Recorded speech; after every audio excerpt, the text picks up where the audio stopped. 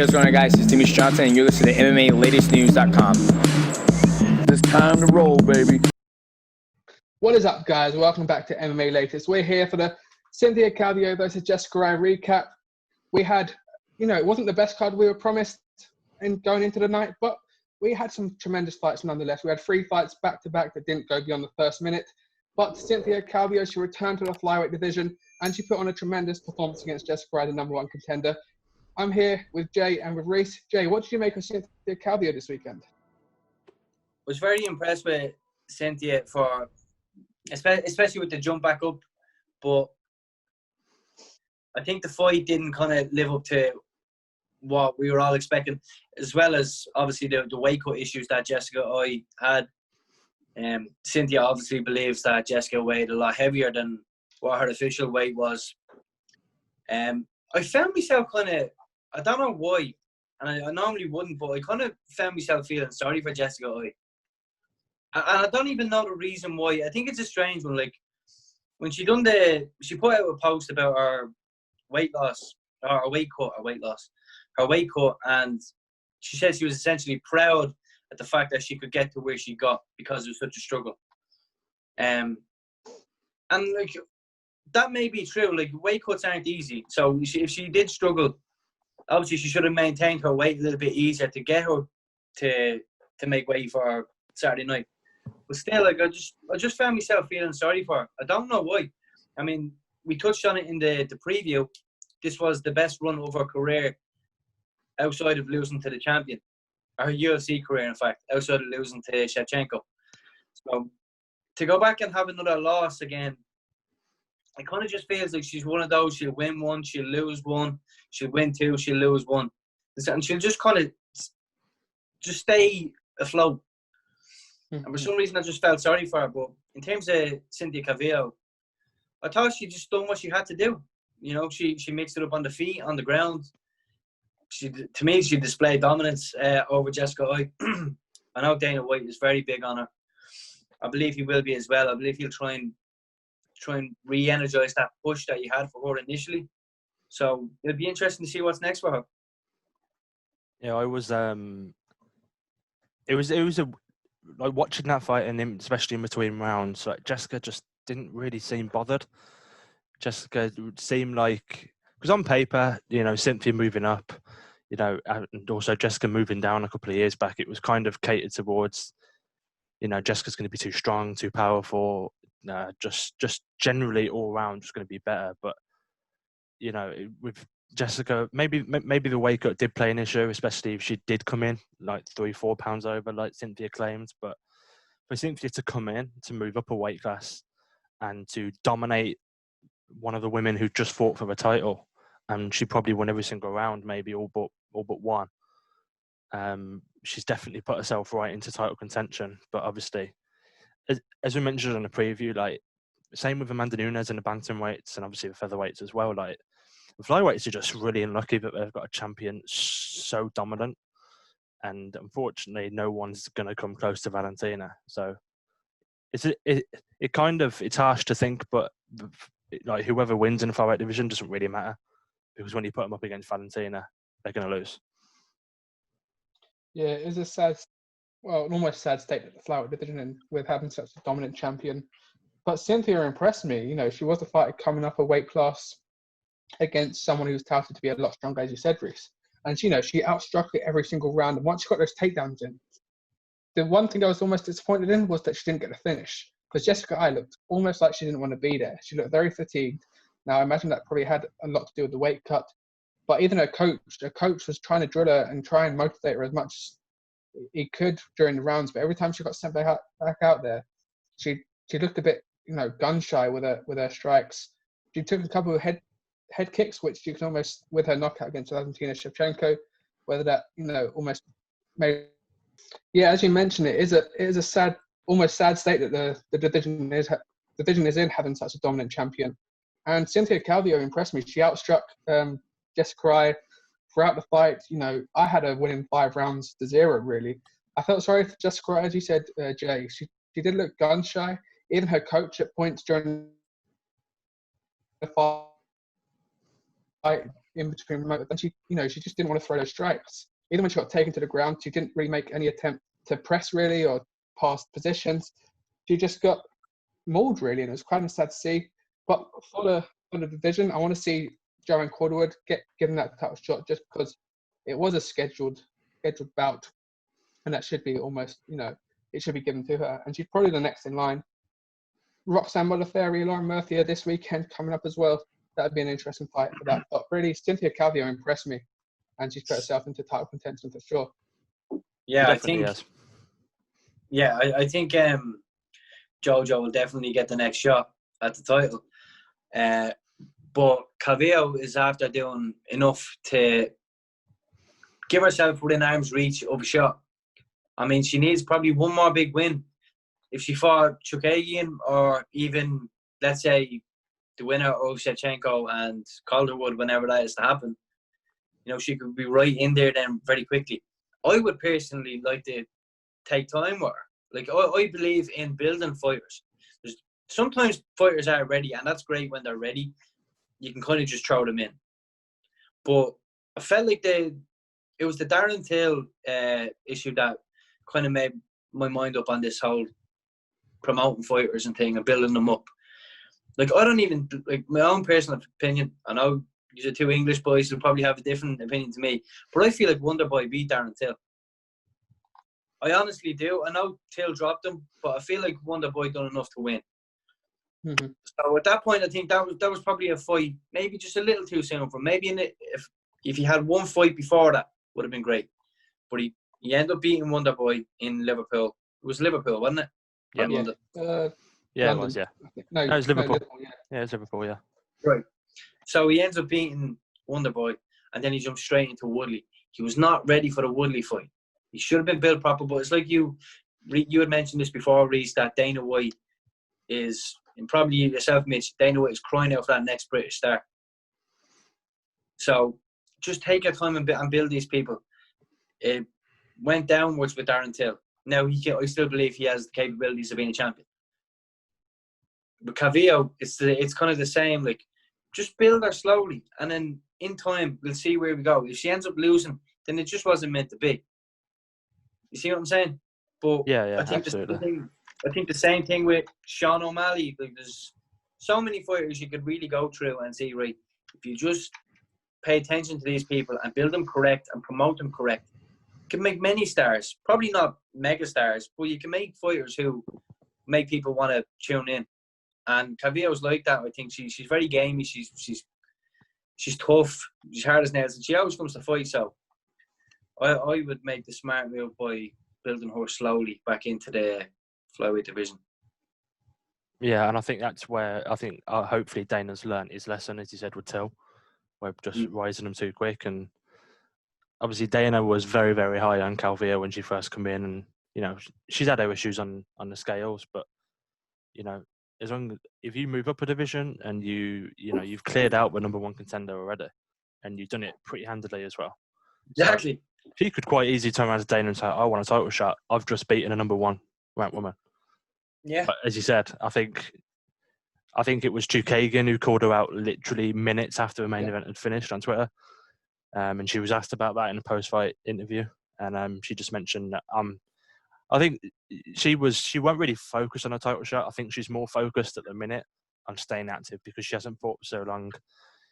So maybe, I think I saw someone mention that she could fight the winner of Modafferi versus Murphy this weekend. So that's a good fight. And absolutely. The thing is, we're moving up, obviously, as well as a lot of the fighters. There's fresh fights out there. I think there's quite a few divisions in the men's and women's game where you kind of look at the top 10, top 15, they've already fought. Especially, I think, if you look at heavyweight, the likes of like Olenek and Vadum and Overeem and Volkov and stuff like that, like they've all kind of fought each other at some point. So I think moving up for Cynthia and a fresh weight class, I think it's going to do the world of good. And I think it's going to end well for her. She'll get that title shot probably if she gets one more fight, and she can really cement herself. Definitely. I can't see how you can't put her into at least the top 5 in the rankings once they do get released this week, or this week rather. Roxanne Modafferi and Lauren Murphy, I think, and Chukagian are probably the 3 names Alexa Grasso is also in that flyweight division. Actually, probably going to return in the next couple of months. And we've seen what happened with Gilbert Burns in terms of if you're active and you're, almost the flavour of the month, you could quite easily see her be put into a title shot. But again, I do think it's a little too soon for her. I think she needs one more fight just to prove that she can remain active. But she had no problems making weight this weekend. And one fighter that did unfortunately miss weight was Carl Roberson. Once again, came in on Friday at 190.5, I believe it was. Marvin Vettori almost saw red and almost saw that fight got cancelled. But fortunately, it did go through. And what a fight it was from Marvin Vettori. Reese, what did you make of the co-main event? I was really, really happy for Marvin Vettori. The way the whole Roberson thing played out, I think I've lost a lot of respect for him. Especially on the scales last Friday, as he said, he weighed in 190.5, and then he put on social media that job done, weight on point, and everyone's like, you were meant to weigh in like 3 pounds lighter. What are you on about?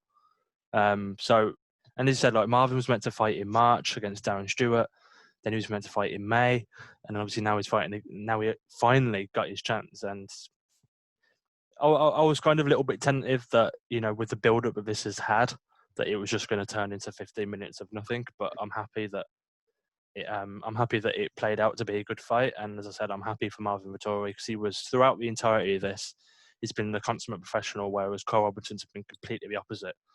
And I think a move up to 205 is Dana's probably going to force that upon Roberson now.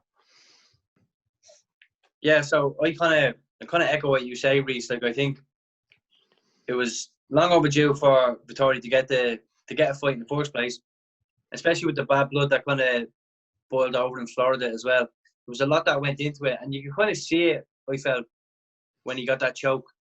Like he didn't want to let that go. He made sure that Roberson, he was just not getting out of it. And Roberson, he was crafty, jumping up on the fence and, little escapes and stuff. Yeah, I mean, he wanted to be there, I'm sure, but it just, like you said, it was just unprofessional on his part. And I think, listen, I never kind of pick sides on fighters that I've no emotional investment in. But I think that was the right result for everyone's sake, because one was the professional, one wasn't. And it was good to see that Vettori at least getting his hand raised rather than Robertson in this point in time. I think you're right with Dana probably sitting down having a conversation with his team and saying, right, TO5 or probably fight elsewhere because this is unacceptable at this point in time. Yeah, I don't remember what he came in at for that first card that it was supposed to be on in May. I'm assuming it was around the same. Was it about 167 or 187? Sorry, I think it was 87.5. I think. So yeah, he's missed weight back to back now, which I can, is almost to sympathise. He's made 2 weight cuts in a month, which is difficult. We saw what that did to Tony Ferguson, but again, there's no excuse to that. And I don't know. Go on. I just wanted, in terms of that, obviously we can sit here and we can say we understand the weight cut, but his opponent made weight twice. True. And we've only seen. Tony, yes, true. And I can't remember about Tony Ferguson, but I know that Vettori, I know it doesn't really hold any relevance, but he made championship weight twice. He made 185 on the nose twice. And Carl Roberson made, I'm pretty sure it was 187.5, but then he went up, he ballooned up 3 more pounds as well, weighed in at 190. For me, as Jay said, I don't have any emotional investment in any fighter, but I've lost a lot of respect for Carl Roberson because you can't talk the trash that you talked in the lead up and everything like that, and then you can't, and then you come in and miss weight. It just doesn't sit well with me. Yeah, I don't know what would have happened had that fight been cancelled. Vettori would have blown another gasket, I'd imagine, and there probably would have been a street fight. But I'm happy we got the win. That Vettori got the win. I'm happy we saw the right result. But it was a fantastic fight for all 50 seconds. We was expecting it to be almost 15 minutes of fury, but Vettori got in there and got back out very quickly, and he can hold himself very highly. So yeah, it was a fantastic weekend. Maria Ajapova, she made her UFC debut. She looked good against Hannah Cyphers. Now, we've had some other good news this weekend, gentlemen. We had, first of all, ONE FC looking to make a game for the next generation of PlayStation 5 that's coming out at the end of this year. But UFC 4 has also been announced to be shown this year. EA Play this weekend on Thursday night. It'll be interesting to see what the adjustments are made. UFC 3 has been a fantastic game. But, Jay, let's take us down memory lane for fight games. And are you excited for the potential UFC4 and the ONE FC game, perhaps? Yeah, you cut out a little bit there, but I got the gist of what you said. Down memory lane, in fact, Jesus Christ. In terms of fight games, I've always just kind of got into the UFCs, regardless of whether they were good or bad. I've always played them. I won't get the UFC until it's released on the PlayStation 5. I'm going to hold out. I'm not going to spend any more money for the PlayStation 4 console. I'll hold out till then, but I'm looking forward to it. Like you said, UFC 3 it's a fantastic game. Like, I think they've narrowed it down to every fighter's certain mannerisms and how they kind of throw their shots or the way they walk. Just even the footwork, I've noticed it, so it's very well done. So to improve on that would be excellent. And I've seen trailers for gameplay for the PlayStation 5 as well, so that would be entertaining in itself. And then in terms of ONE FC, yeah, absolutely. Like, they should absolutely jump on board that type of stuff. I mean, that's where I think Bellator have lacked, because they don't. Bellator are basically the next level behind the UFC. But they should have been on the ball with that. I know they've had, like, Strikeforce had a game out before, didn't they? Yeah. It was an EA Sports MMA game or something like that, I think. I think it was something like that anyway. Yeah. But yeah, like, I think that's where Bellator are lacking as well. Like, they should absolutely jump on board with that type of stuff. I think it's a smart decision by ONE. It'll get people over this side of the world, especially in Europe, familiar with their fighters. Obviously, we know in terms of, like, the Demetrius Johnsons and even Ben Askren's been over that end before, and Eddie Alvarez now. But they're fighters we know. We know of them being there because of their experience in the UFC. So now it's to popularize their fighters around the world, and it's a smart decision. Yeah, I think they'd be stupid to not jump on a bandwagon. In terms of obviously boxing, we haven't had a boxing game in so many years. You know, EA Sports Fight Night, I think, was the last one. So even in boxing, coming back into it, and he said with ONE FC as well, you'd be stupid to not jump on that bandwagon and to just make as much money as you possibly can, especially with what's going on at the minute. But as Jay said, like, I can't wait. Like, UFC 2 game, UFC 3 game, they're consistently getting better every year and with every single release. So I'm excited for UFC 4 to come out, and obviously with it being on a brand new console as well, it's only going to make it so much better. Yeah, I'm really excited to see what ONE FC do. I know, obviously, Demetrius Johnson's a huge gamer. He's been an ambassador for them. But I know when I was looking through my dissertation for things, I was looking at ONE FC, they're getting big into VR. They're getting big into esports as well.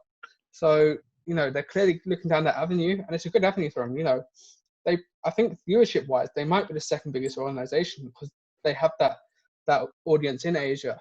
And the fact that they got Muay Thai, they got kickboxing, they got MMA, a game that could have so many different disciplines would be tremendous. And the fact, you got the likes of Sage Northcutt, as you said, Eddie Alvarez, Demetrius Johnson, Ben Askren as almost an icon, and that's just a few names that we can list off there. It would be tremendous to have a competitor. I would hope that they go down the route as a game developer. I'd hope that they go down the route of maybe a 2K, who have done obviously NBA 2K. They've done some of the WWE games, so they make a good storyline. They make some good games that can almost rival EA, because EA they're the UFC of video games when it comes to sports games. They've got all the licenses, and yeah, I'm pumped to see what UFC 4 can bring. I'm hoping we see maybe an icon sporting. There was no really icons in the UFC 3 game, and some of their rendering was a bit poor with fighters that were coming in. I think Tyson Fury's supposed to be rumored to be in the game, which is completely surprising, because all he done was had one conversation about punching Stipe Miocic, and now all of a sudden he's in the UFC game. So that's crazy.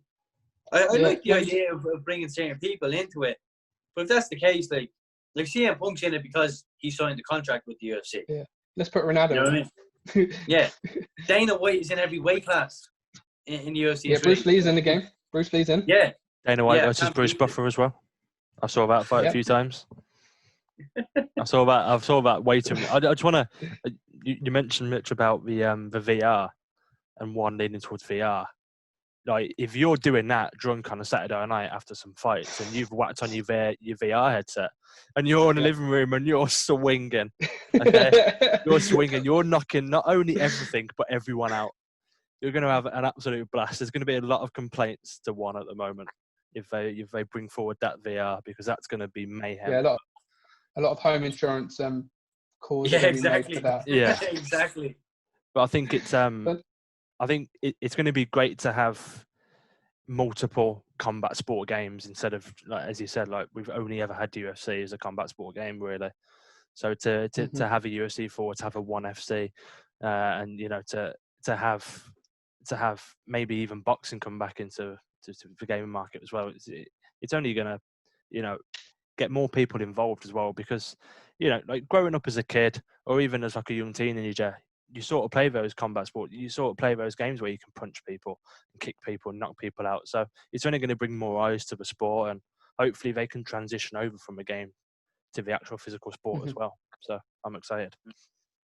Yeah, just to add to Jay's point, I have just seen the report of apparently it's going to include Tyson Fury and Anthony Joshua into the game. So they haven't got a fight night game, but they're going to bring the boxers over into the UFC. And then, it's a good selling point. We have, I guess, because we have had talk of crossover fights. And if you can have crossover fights in the virtual world, you never know what could happen. But, you might as well add KSI and Logan Paul into the mix at that point, and you can really sell some volumes. Yeah. I got kicked out of Writers group chat for even mentioning KSI and Logan Paul, so we're not even going to go there again. Yeah, I don't understand why they're in the game, but it'll be fun. Like, now, whether it's true or not, at the end of the day, these are still. Do you say that's confirmed or is it rumors? Reported. So it's not confirmed. So, allegedly. Yes. Yeah. Look, we'll see, but it will be good. And I think, like, even touching on what you said about ONE FC there earlier, like how they are kind of like probably the second biggest promotion behind the UFC due to viewership. That's correct, but that's only in one area of the world. Like, Asia is huge, so obviously they'll have a tremendous amount of viewership. But Bellator are globally the second biggest, and again, this is what will help ONE by doing that. Even it's something as simple as a video game, that's going to help ONE. Probably, I'm not saying the video game is going to help them overlap Bellator. But you see what I'm saying? They're going to get themselves out there, whereas Bellator just aren't. People know of Bellator because, especially in Europe, because there's a lot of Irish fighters, there's a lot of UK fighters. So that's why people know of Bellator. Like, I know hardcores in Ireland and the UK know of ONE, but the general public don't. You understand? Yeah. I think added exposure for them. Yeah, just little things like that. Even signing, like, European fighters will be great for them. I understand they like to keep it their own way and stuff and bring in a few people here and there. It reminds me a lot like New Japan Pro Wrestling. It's very kind of just them and then with a few sprinkled in. But I think that eventually they're probably going to overstep Bellator anyway, because Bellator, they're staying here. They're not climbing up the ladder. And I think ONE FC have different ambitions. I think eventually they'll overlap them, and it can be something as simple as a video game that'll help them just around the world. So yeah, I do know that EA Sports had a 4-game deal with the UFC. Now, whether they're gonna renew that. Now, there was a big gap between UFC 3 and 4. Now, I imagine that is just because of the switch over in consoles and the new generation stuff. But I'm pumped. I'm hoping to see. Bisping put out a tweet. I'd like to see Bisping on the cover, maybe the Legacy Edition. He's done a lot for the sport. Nunes is a good cover star. We've got some big stars. Obviously, McGregor's the obvious one. Masvidal too. But yeah, I'm really excited to see what happens. It'll be 24 hours from when this goes out. So Thursday night, we'll all be in the group chat, I imagine, to see what the next UFC has in store. And if it does have some extra, outside fighters like Tyson Fury and Anthony Joshua, it just adds to the exposure. But yes, guys, we're going up there. Great chat as always, guys. Where can people find you, Reese? ReeseMan UFC on Twitter, and obviously keep it locked to all the team's media channels as well. Exactly. And you, Jay? Yep. I will retweet what Reed just said there. Yeah, and say pay extra attention to the channel. We're trying to pump out a lot of content, so hopefully people stay tuned and keep coming back for more of the content. You can also find me at jfarrell_1 on Twitter. So it's FARRELL_1. Perfect. Yeah. So, yeah. Again, great chatting to you. And who knows, maybe in the future we'll have a UFC 4 or 1FC gaming tournament on the channel. So make sure to hit that subscribe button. Maybe. Make sure to hit and we'll see what happens in the future. But yes, we'll see you on the next video, guys.